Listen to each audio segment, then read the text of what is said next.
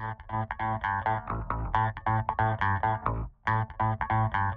continue our knowledge sharing mission through a series of interviews with marketing leaders all over the world, and we are thrilled to have Majken with us today. Welcome, Majken. Hi, everyone. Welcome to CMO Chats. My name is Majken Nielsen, and I'm the Senior Marketing Director for Northern Europe at Salesforce. All right, perfect. So let's get started. Can you tell us a little bit about your role at Salesforce and what you do? Yes. So I'm Majken Nielsen, as I mentioned, and I lead the marketing efforts across Northern Europe at Salesforce. I'm sure most of you have interacted with Salesforce already, maybe without knowing it. You might have received a personalized message from Booking.com, bought something during a Black Friday sales at Adidas, or gotten music recommendations from Spotify. All these companies are using Salesforce technology to connect with their customers. So I'm leading the marketing for the North region, which is a very diverse region. We have 8 countries, 10 languages spanning Scandinavia and the Benelux region. And my main responsibility is to set the marketing strategy for the region and ensure successful execution. Tell me, what is your main marketing focus at the moment? Yeah, here I would again say AI and what we call agentic enterprise. So it was also a new word for me, but it's all about how to use these AI agents. So in my personal life, or in our personal lives, we're used to using ChatGPT and other AI tools to make our lives more easy and efficient. So we use them for booking travel or gift ideas. Now we're approaching the holidays. But so Salesforce is then pioneering this shift in the business life. So really using this technology to also make the work life easier and more efficient, and using the data points to create these personalized messages. So for me as a marketer, I have 2 main roles, I would say. Internally, it's about the internal transformation, making sure that we use the technology we have. We call it being customer zero, or I like to say drinking our own champagne. But externally, it's about finding these customers who are using the technology and market them, because I believe the best way to really showcase the technology is to find customers and share the success through them.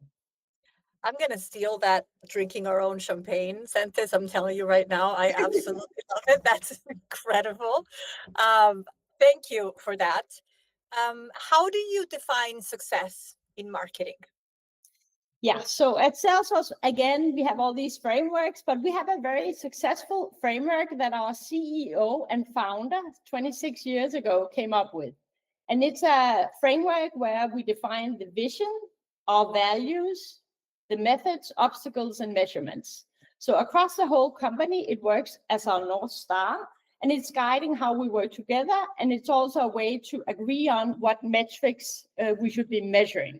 So at Salesforce, it's clear that we are not just a supporting function, we are accountable for a set of outcomes. And for us, it's about pipe gen and pipe progression. So that's how we are successful in marketing at Salesforce.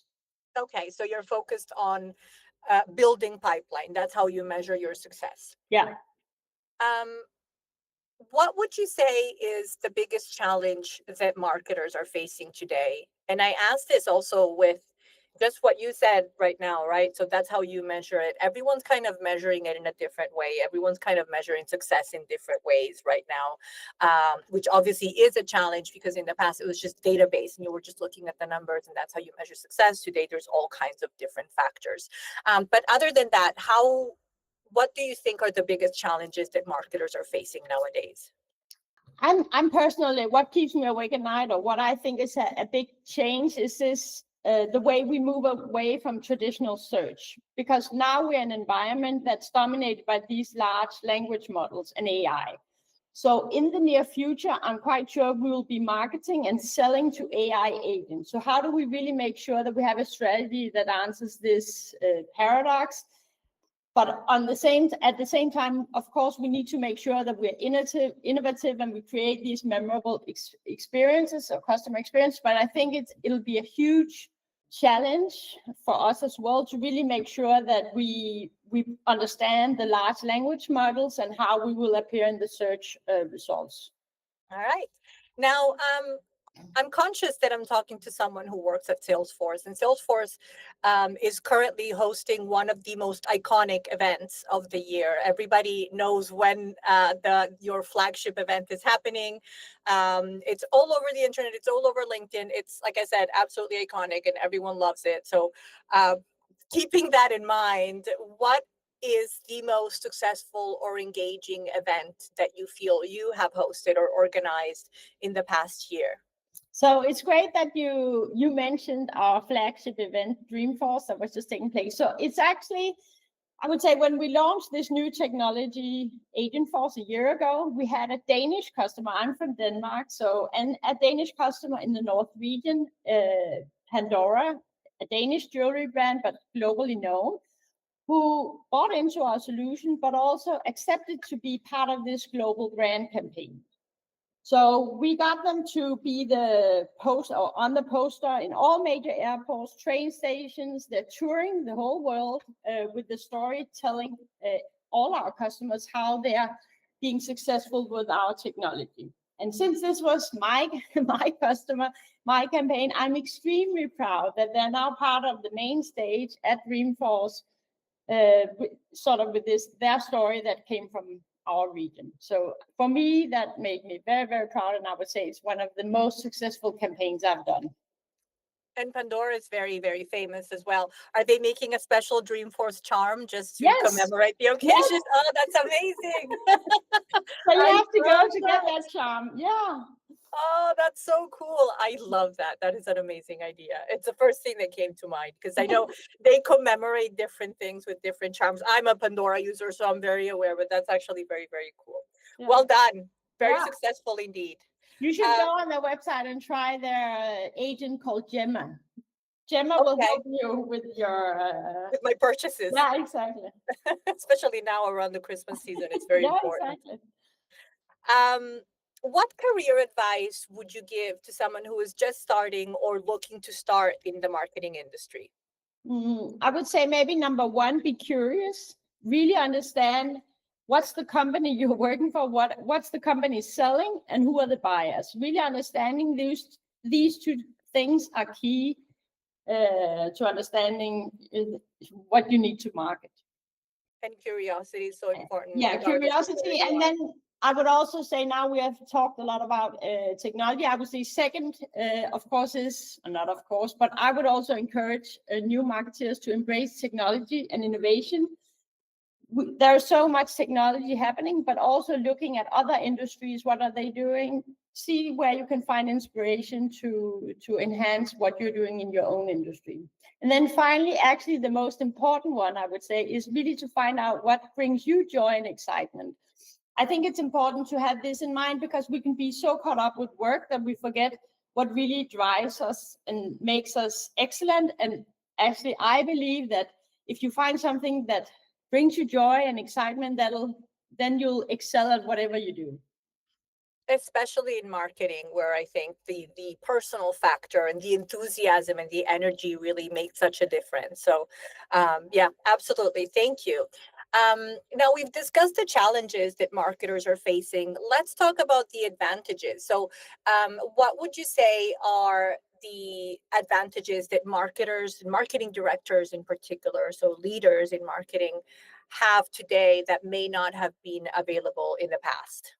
Again, coming back to the technology, I am also in a tech company, but I would say we have the technology now to really build teams where humans, or the people, and what we call agents or the technology work hand in hand. I think that's a huge advantage, where you can outsource or get the agents to do some of the repetitive tasks, making sure you really use the data you have to personalize, while the humans or people can focus on what adds extra value, which would be creativity, innovation, creating these memorable experiences. So I think that's a really exciting time to be, but of course it also requires a lot of change and transformation. And not only do you work for a tech company, but also, as you said, you're responsible for a region that is extremely technologically advanced and digitally advanced. And so obviously that is always top of your mind, regardless of what you're doing, with you being in Northern Europe for sure. Um, so we've come obviously to the end of the year. How would you describe your journey as a marketer in 2025? I would say it has been about transformation, really making sure that we internally leverage the technology we have available, but also externally changing the messaging, making sure that our customers are highlighted. So it has been really a big year of transformation for us. But I think it's also very exciting. So I'm quite confident that 2026 will be equally exciting, but it has been a year of big transformation. And you mentioned 2026, so I know it's, prime time right now for everyone to be planning their next year and their strategies for next year. What do you think, or what would you say is going to be top of your list for 2026? What will be your main focus? I would say, again, I have two priorities. One is work related and one is private. So for the work priority, I would say to continue the transformation of my team, leading the way, and hopefully also inspire the larger organization at Salesforce on how we can work together with this new technology. And privately, I would say it's catching some waves. During COVID, my family and I, we learned how to surf, and it's something that really excites me. And I love this, where you have to stay focused, you have to have a drive. And for me, that's the best way to recharge. So I also want to catch a couple of waves in the new year. Where are you going to go? I'm going to France, actually. For New Year's. Nice. Yeah. This is so I found this out recently. I didn't know that surfing is good in France. I had no idea. In my head, when I think of surfing, I'm always thinking the Pacific, so Hawaii, Australia. But different people have told me that it's actually possible to surf in France or in Europe in general, which I Yeah, find very interesting. Yeah, Portugal is also great. I mean, I would love to go to Hawaii, but it's quite far for me. But yeah, It is. It's not quite something that you can plan last minute. Portugal would be more accessible in yeah, France as well. exactly. Exactly. I have one last question, and it happens to be my very favorite question. So, if you were to describe the role of a marketing director, a marketing leader, in one word, what would that word be and why? I think I would stay in the maritime world and say octopus. Because first, an octopus is adaptable. So it shifts color, texture, and it changes its shape to fit the environment. And I believe that marketing leaders need to do the same. Adapt to market changing, new technologies, shifting customer expectations, and business priorities. They're also curious, I've been told. They explore, they test, they investigate everything around them. And I believe the best marketing leaders should have the same mindset.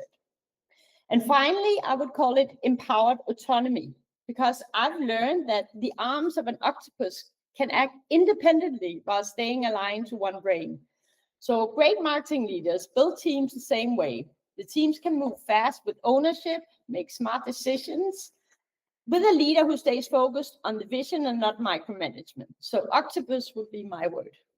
That is amazing.